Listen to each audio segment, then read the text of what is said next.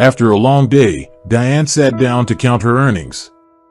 Just a day before, she was fortunate enough that her neighbor, Mrs. Tammy Lasher, had asked her to help with moving the stuff around her house.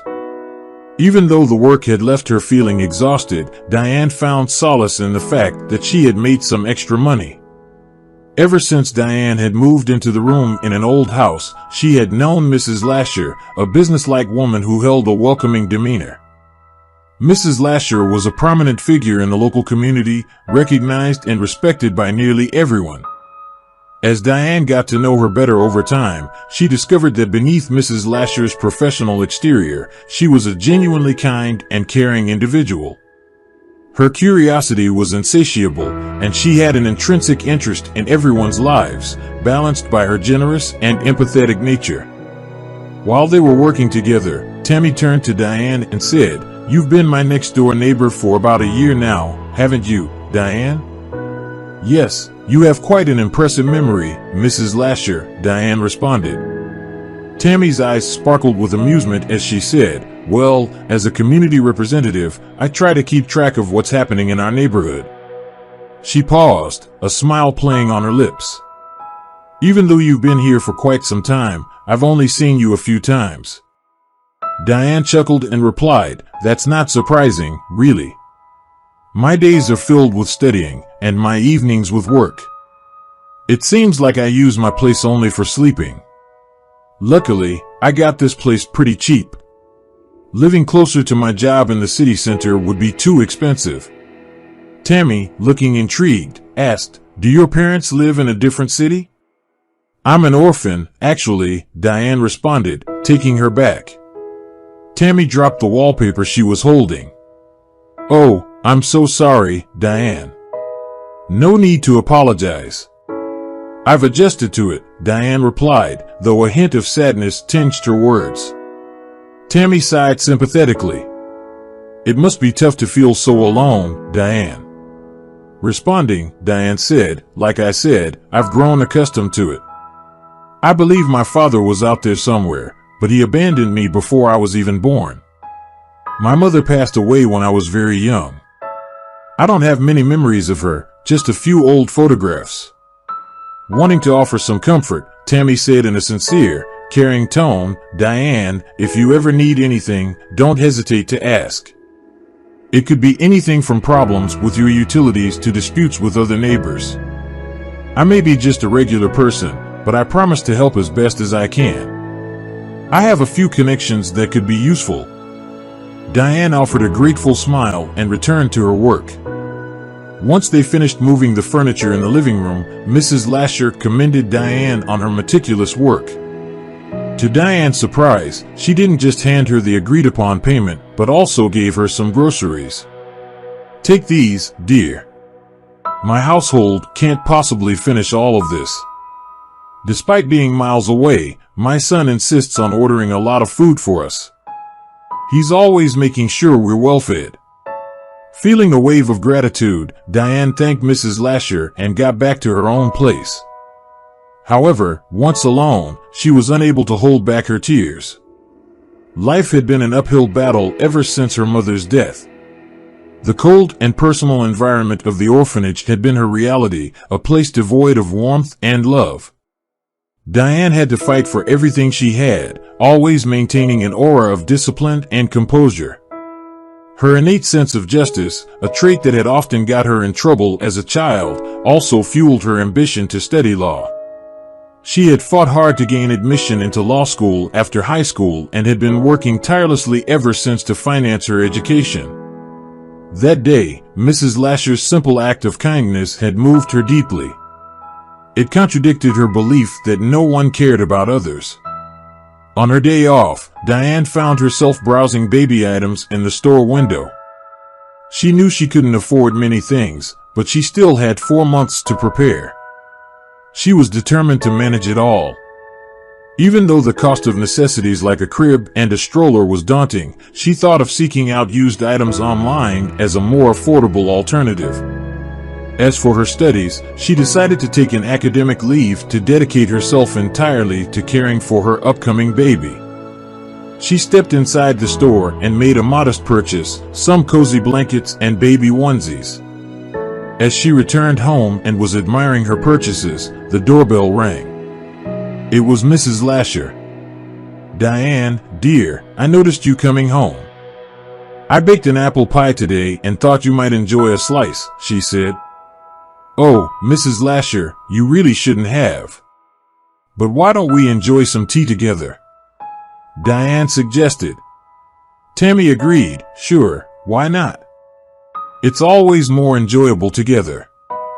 My son Samuel is at work again."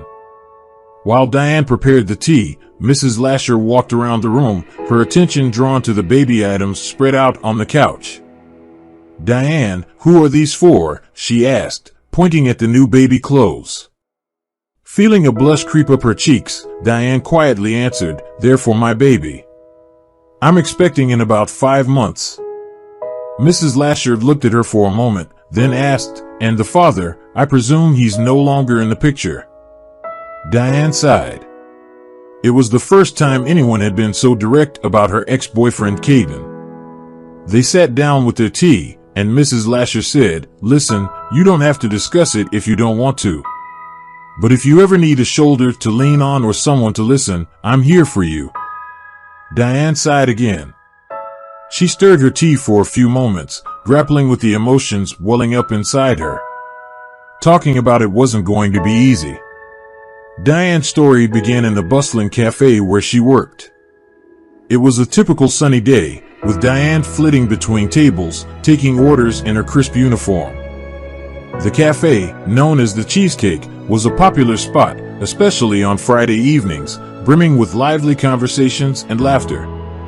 A group of young men and women were seated at a far-off table, and Diane made her way towards them to take their order. "Why did it take you so long? We've been waiting forever," one of the girls complained, despite having just arrived a couple of minutes ago. Maintaining her professional composure, Diane flashed a polite smile and apologized for the slight delay, a tactic she often used to defuse impatient customers. However, the girl seemed adamant about making a fuss over minor details. "All right, Pia, settle down. We just got here." "Don't be harsh," interjected a dark-haired guy from the group, coming to Diane's defense. He locked his gray eyes with Diane's, offering her a charming smile. Caught off guard, Diane managed to take their orders and quickly returned to her duties. Yet, throughout the rest of their stay, she couldn't shake off the feeling of the young man's eyes following her. As they were about to leave, the guy approached her. He introduced himself as Caden and asked for her phone number. Diane's polite refusal seemed to take him by surprise, his confident demeanor replaced by confusion, though he still looked interested. From then on, Caden became a regular at the Cheesecake Cafe. He would often bring flowers and small gifts for Diane, stop by for coffee, and patiently wait for her shift to end, all in a bid to win her over. Diane, a quiet and reserved girl, was known for her dependability and level-headedness. She was respected at the Cheesecake, her superiors appreciating her diligence and dedication to both work and her studies. Diane was not impulsive, rather, she preferred to think through decisions carefully. She had always thought herself capable of handling any life situation, yet Caden's persistent attention left her unprepared, and she soon found herself falling for his charm. Caden, a member of the city's privileged youth, soon became the center of Diane's world.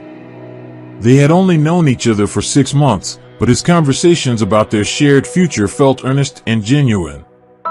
He talked about their life after marriage and even mentioned introducing her to his family.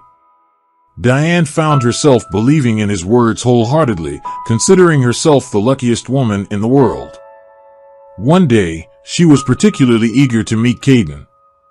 She had been feeling under the weather for a few days, plagued by persistent nausea and fatigue.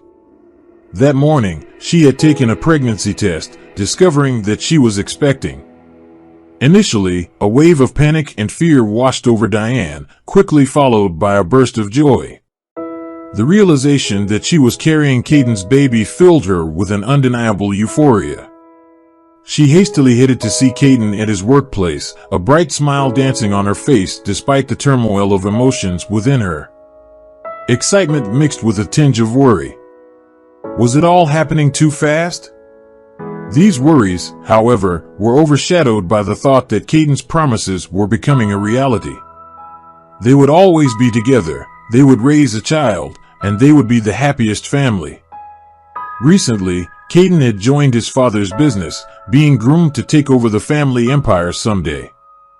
As the only child of affluent parents, he was given his own office right from the start of his career.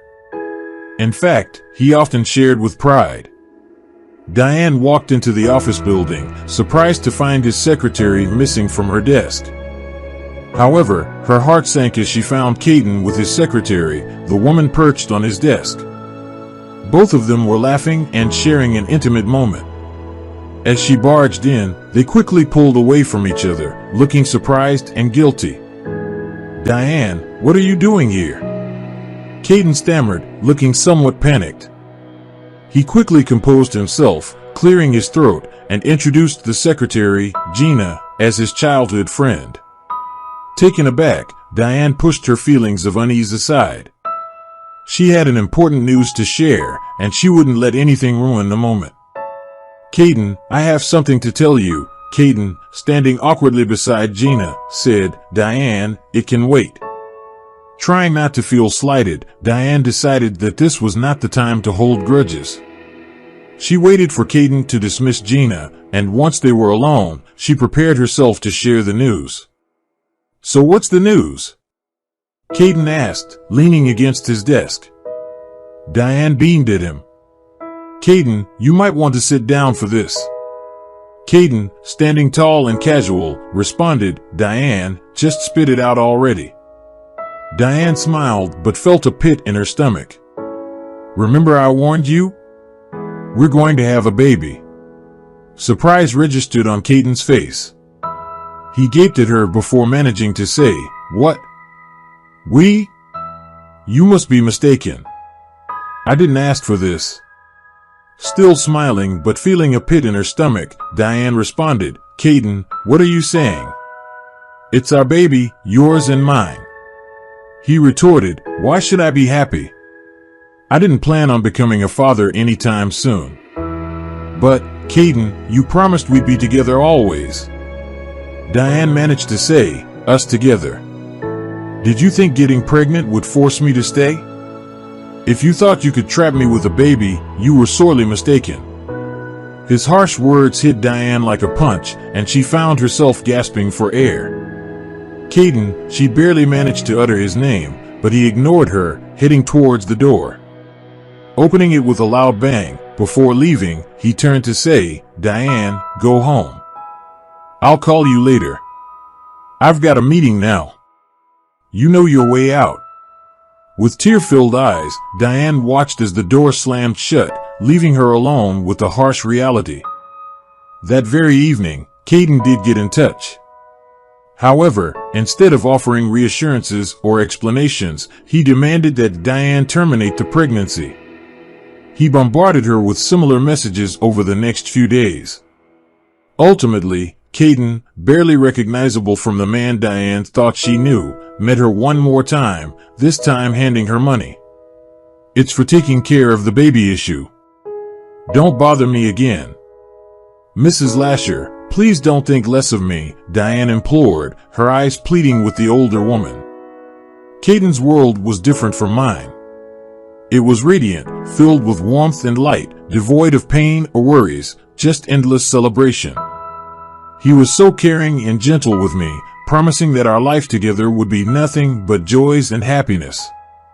And I believed it all. I thought it was special, different from the others, but I was just naive and ended up getting hurt. Tammy, her eyes sympathetic, questioned, "Did you love him, Diane?" "Yes, I did, and it felt like Caden loved me too," Diane responded, her voice barely above a whisper. "But how could he love you if he treated you this way?" Tammy shook her head, her brows furrowed in confusion. Closing her eyes, Diane nodded in agreement. "I don't know, Mrs. Lasher. I truly don't know why he acted like that, or perhaps I just don't want to admit the truth, even though deep down, I know. Tammy, after a pause, asked, Diane, did you ever consider, well, you know? Diane, looking shocked, quickly interjected, no, absolutely not. This baby is innocent. Why would I even think of that? That's wonderful, Diane. You're a smart girl. Don't worry, things will get better, I promise. Not everyone has the kind of strength you possess. You even have your own place to live. If you ever need anything, don't hesitate to ask. Touched by Tammy's kindness, Diane expressed her gratitude. Thank you so much, Mrs. Lasher. I will do my best to handle everything on my own, but knowing that I have your support certainly makes life a bit easier. Diane still had a few things to sort out, but for now, she could take a break. The most vital thing was that she had people in her life she could truly depend on. This was incredibly valuable, and everything else would sort itself out in due course. Diane now knew the path she needed to take to rebuild her life, and she was certain she would thank Mr. and Mrs. Lasher someday for their kind-heartedness. Tammy set to work preparing the house for Diane and the baby's homecoming. They were due to leave the maternity hospital the next day.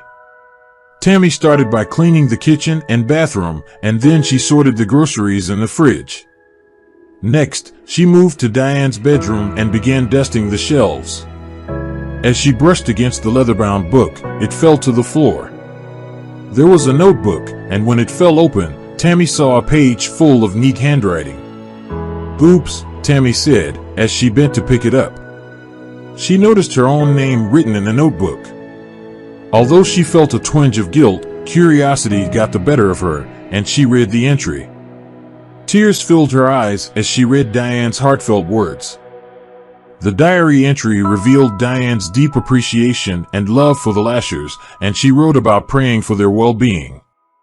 When Diane and the baby arrived home in Mr. Lasher's car, he commented on the baby's name, Levi. Huh? That's a good, strong name.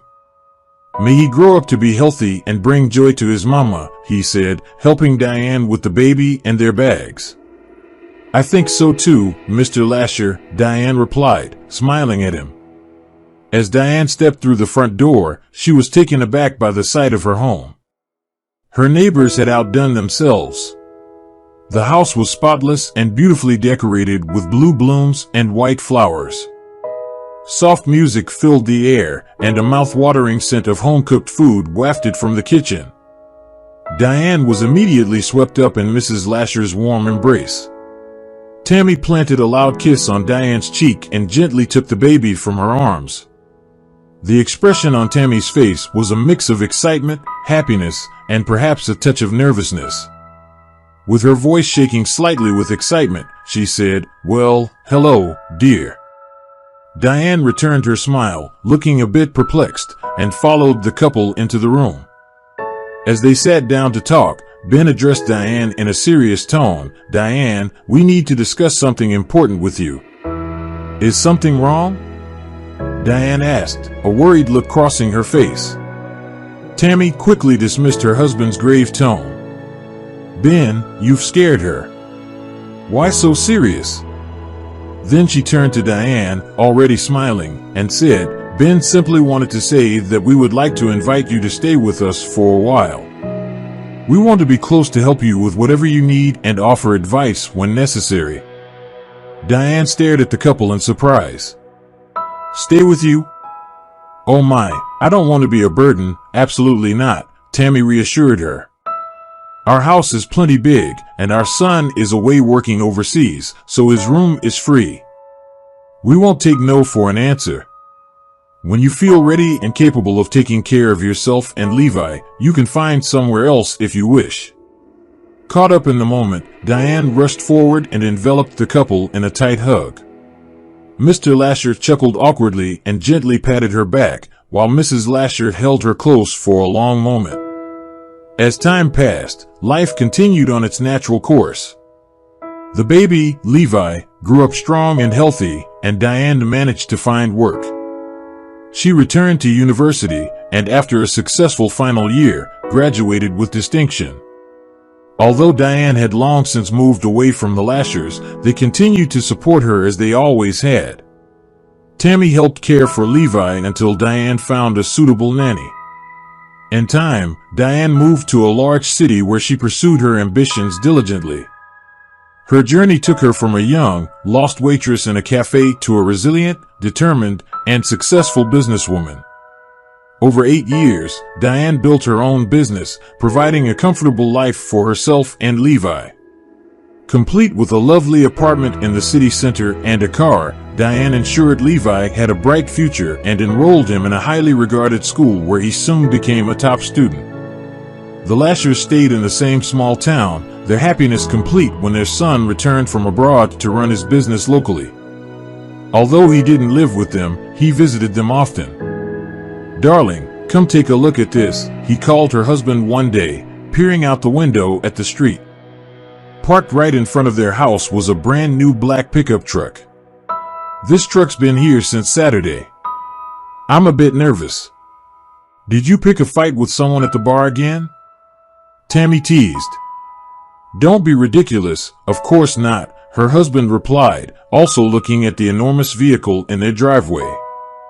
"You never know who might have a bone to pick with two old folks like us." He laughed heartily at his wife's comment before returning to his comfortable chair in front of the TV. The next day, the truck remained parked in front of their house, leaving the couple uneasy. Ben wondered if it had been abandoned or perhaps stolen. In the evening, having exhausted all speculation about the mysterious truck, the doorbell rang. Tammy opened the door and gasped in surprise and delight. Standing before her was a radiant young woman, a bouquet of roses in her hands. "Surprise, Diane," she announced with a radiant smile, wrapping Tammy in a warm embrace. "Oh, our dear Diane," exclaimed the pleasantly surprised elderly woman. After a moment, she released Diane and ushered her into the house. "Honey, look who's come to see us. Where have you been all this time, Diane?" Ben chided her later at the dinner table as he piled a heap of delicious dishes onto her plate. "Oh, lay off her, old man," Tammy said, jumping to Diane's defense. Ben grumbled but reached across the table to squeeze Diane's hand.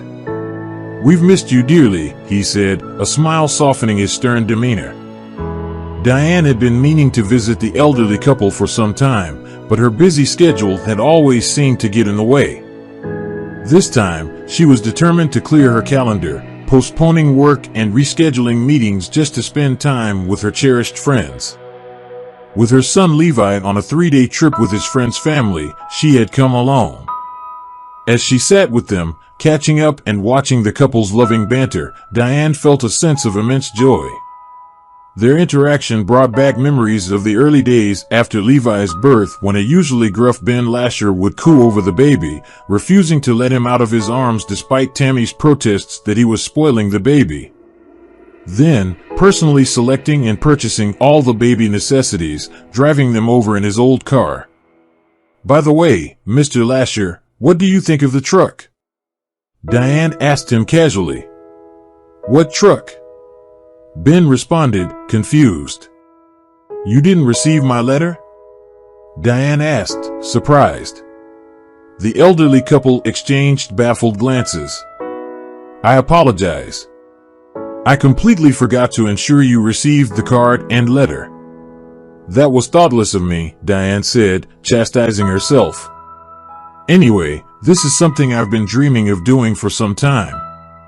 It's not a grand gesture, but please accept it as a token of my gratitude." The new truck, which had been parked outside their house, was, in fact, a gift from Diane. She recalled a conversation from years ago when she was pregnant and juggling her job and caring for her newborn son. During a rare unguarded moment, Mr. Lasher had voiced a quiet wish for a new vehicle to replace his beat-up old Honda, fantasizing about taking Tammy on drives in the big truck.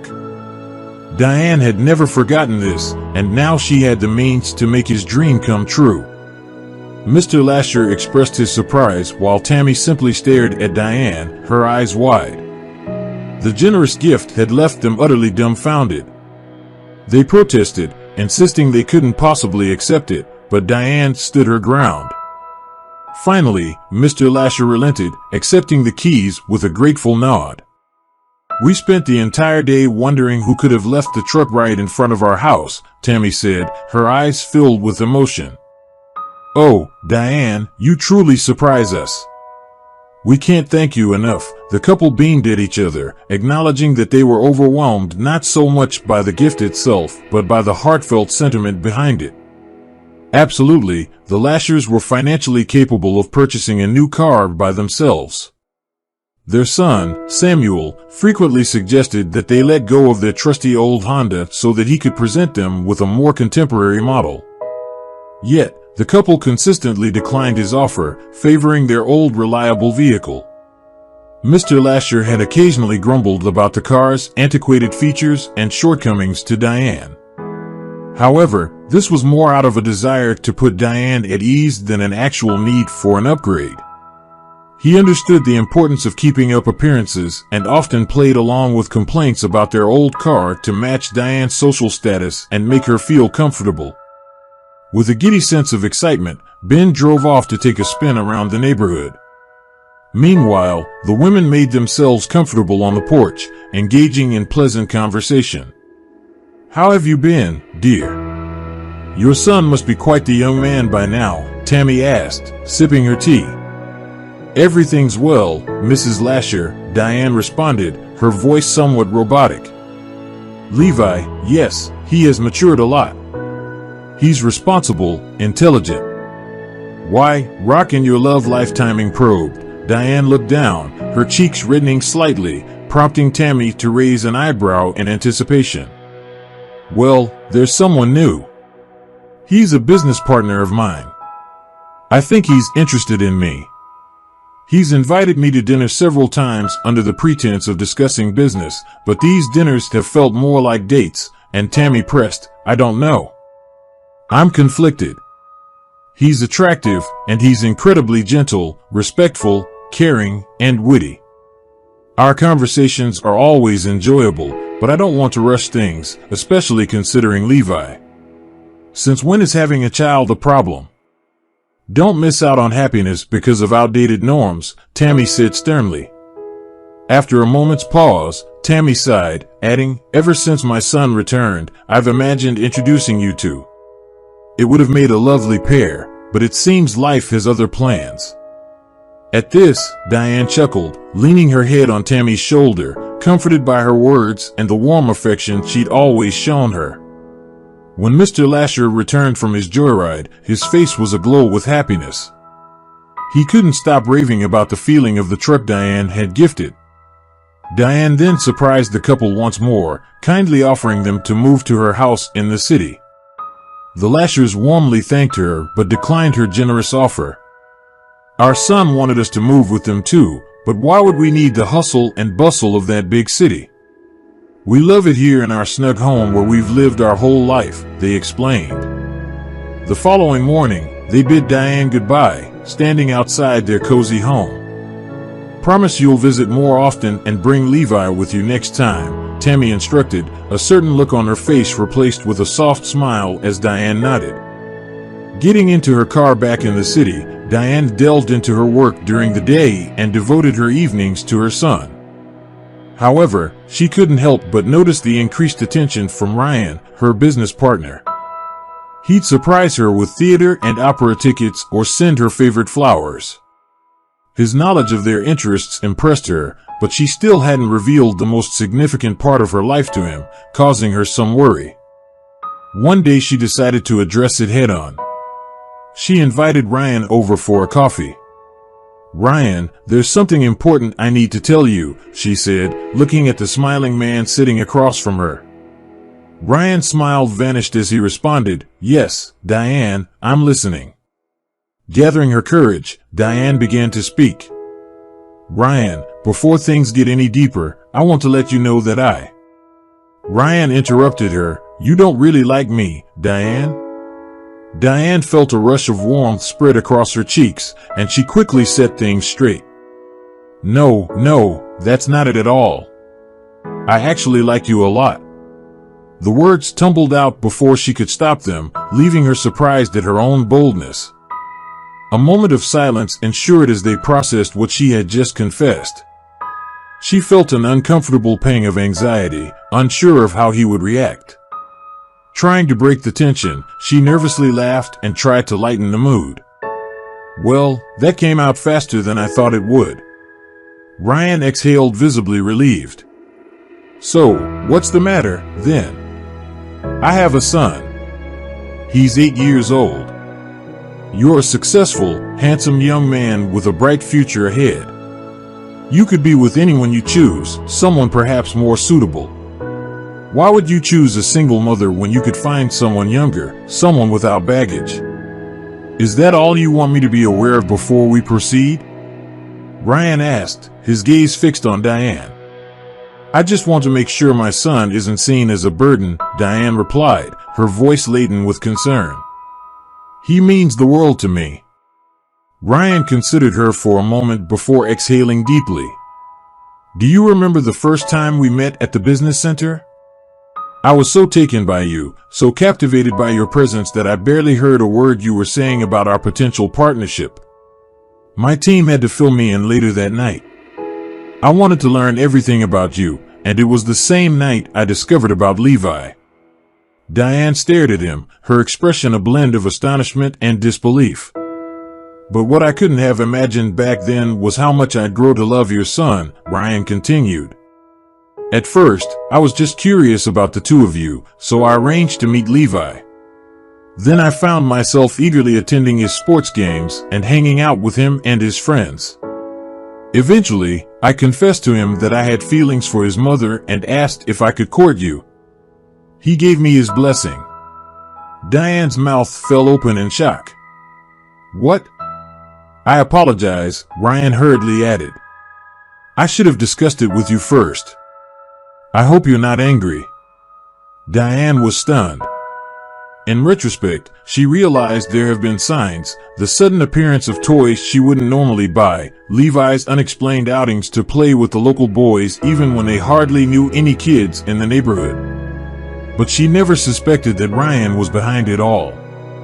At first, she felt a flash of anger, more directed at Levi for his little secret. But as she locked eyes with Ryan, seeing his sincere and hopeful look, her anger melted away to be replaced by a tender smile. She was looking at someone who genuinely cared for her and her son, something she hadn't experienced in a very long time. While there were other men who'd shown interest in her over the years, none had managed to win the trust of both her and Levi. And so, after 9 years of putting up walls, Diane let herself embrace the possibility of love, not just for her, but for her son as well. She opened her heart to a new relationship, one that included both her and Levi.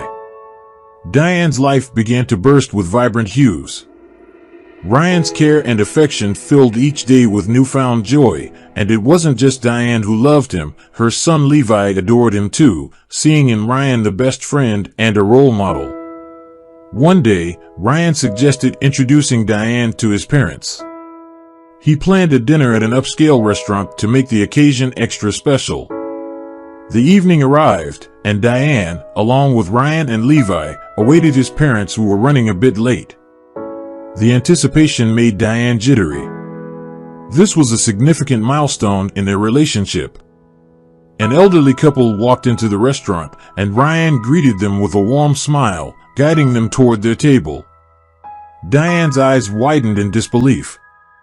It was Tammy and Ben Lashers, the kind-hearted couple she'd come to cherish. Her heart fluttered as she recognized them, a wave of astonishment washing over her. The realization that her lover's parents were also people she held dear was nothing short of extraordinary.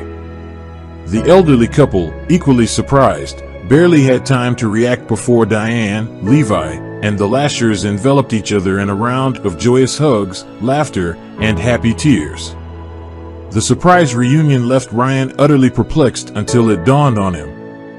Diane was the same woman his mother had been trying to introduce him to, a suggestion he had always shrugged off, confident in his choice. The irony of the situation was too amusing for words. The evening unfolded into a splendid affair, filled with animated laughter and heartfelt conversations. Tammy and Ben regaled everyone with tales from Ryan's youth, while Ryan reveled in Diane's delighted reactions. The dinner marked not just a blending of their lives, but also the convergence of past connections and future possibilities, all woven into a beautiful tapestry of shared love and joy. Diane listened intently as her future husband spoke fondly of his parents, expressing his admiration and pride in them. Levi too reveled in the works of the company where love flowed freely toward him. As the evening wound down, after everyone had savored the sumptuous meal and shared engaging conversations, Tammy clasped Diane's hand affectionately and said, "We're so grateful to have you in our lives, dear. You've always been like a daughter to us," before enveloping her in a warm embrace. Diane was overcome with emotions. She felt a wave of happiness and gratitude for the unforgettable evening, the opportunity to meet her future in-laws, and the precious gift life had bestowed upon her, a family that she was now a part of. Following dinner, Ryan insisted on driving his parents home, brushing aside their protests. Meanwhile, Diane and Levi hailed a cab, with Ryan promising to catch up with them soon. As the taxi driver awaited his passengers, a realization hit him at the sound of Diane's voice. "No, it can't be," he thought to himself. He donned his hat, resisting the urge to look at the passengers in the rearview mirror. Yet, there they were, those familiar green eyes. He fought an internal battle but eventually stole a glance. His gaze then drifted to the boy sitting next to her. As he maneuvered through the city's traffic, he found himself drawn to the boy's features. Eventually, he ceased looking, and his eyes welled up with tears. He was transported back to the days when he was carefree, living a luxurious life on his parents' money. But life had a way of humbling people, and he was now an ordinary man eking out a living as a cab driver. They reached their destination. As Levi got out of the cab, Diane lingered behind to settle the fare. Caden felt too embarrassed to lift his gaze from under his hat. Diane noticed the driver avoiding her gaze. At first, she thought it odd, but then she took a second look and recognized the familiar contours of his face. "Caden, is that you?" she asked slowly. Caden looked up, his eyes brimming with tears.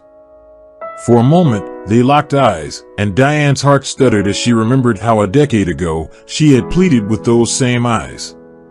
After a brief silence, Caden managed to stammer, "Hello, Diane. I'm so sorry. You hurt me, but I survived. I wish you happiness.